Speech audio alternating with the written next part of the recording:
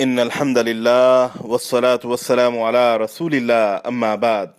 کلمہ لا الہ الا اللہ تمام آسمانوں اور زمینوں سے وزنی اور بھاری ہے۔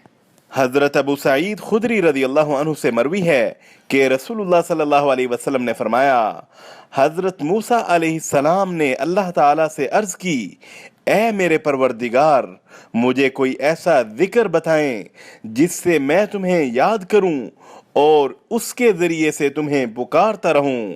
اللہ تعالیٰ نے فرمایا، اے موسیٰ، لا الہ الا اللہ پڑھا کرو۔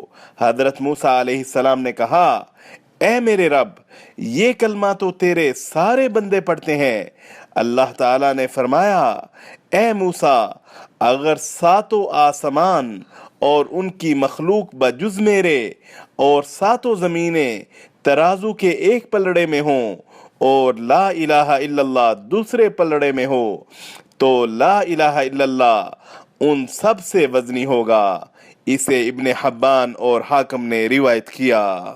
اگرچہ مسنون دم کرنا جائز ہے، مگر دم اور جسم داغنے کے طریقہ علاج کو ترک کر کے صرف اللہ پر توکل کرنا توحید کا اعلیٰ درجہ ہے۔ حضرت ابن عباس رضی اللہ عنہما سے روایت ہے کہ رسول اللہ صلی اللہ علیہ وسلم نے فرمایا، میرے سامنے بہت سی امتیں پیش کی گئیں، میں نے دیکھا کہ کسی نبی کے ساتھ تو بہت بڑی جماعت ہے اور کسی کے ساتھ ایک دو آدمی ہیں، اور میں نے ایک نبی ایسا بھی دیکھا جس کے ساتھ کوئی ایک بھی امتی نہیں تھا۔ اسی اثنا میں میرے سامنے ایک بہت بڑی جماعت نمودار ہوئی، میں نے سمجھا کہ یہ میری امت ہے، لیکن مجھے بتلایا گیا کہ یہ حضرت موسیٰ علیہ السلام اور ان کی امت ہے۔ پھر میں نے ایک اور بہت بڑی جماعت دیکھی، مجھے بتلایا گیا کہ یہ آپ علیہ السلام کی امت ہے، اور ان میں 70,000 افراد ایسے ہیں جو بغیر حساب اور بغیر عذاب کے جنت میں داخل ہوں گے۔ اتنی بات فرمانے کے بعد نبی علیہ السلام اٹھے اور گھر تشریف لے گئے۔ صحابہ کرام رضی اللہ عنہم ان خوش نصیب 70,000 افراد کے بارے میں قیاس آرائیاں فرمانے لگے۔ بعض نے کہا شاید یہ وہ لوگ ہیں جو رسول اللہ صلی اللہ علیہ وسلم کی صحبت سے فیض یاب ہوئے، اور بعض نے کہا شاید یہ وہ لوگ ہیں جو عہد اسلام میں پیدا ہوئے اور انہوں نے اللہ کے ساتھ کسی کو شریک نہیں ٹھہرایا۔ اس کے علاوہ انہوں نے کچھ اور باتیں بھی ذکر کیں۔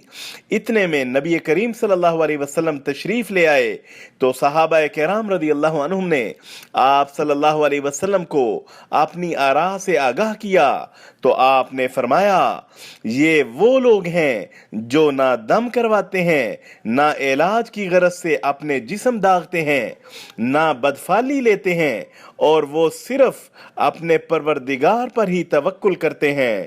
یہ سن کر عکاشہ بن محصن رضی اللہ عنہ کھڑے ہوئے اور عرض کی، اے اللہ کے رسول صلی اللہ علیہ وسلم، یہ دعا فرمائیں کہ اللہ تعالیٰ مجھے ان میں سے کر دے۔ تو آپ علیہ السلام نے فرمایا، تو ان میں سے ہے۔ اس کے بعد ایک اور دوسرا شخص کھڑا ہوا اور عرض کی، اے اللہ کے رسول، میرے لیے بھی یہ دعا فرما دیں۔ تو آپ علیہ السلام نے فرمایا کہ عکاشہ تم پر سبقت لے گیا۔ اسے بخاری، مسلم، ترمذی اور نسائی نے روایت کیا۔ وصلی اللہ علی النبی الکریم۔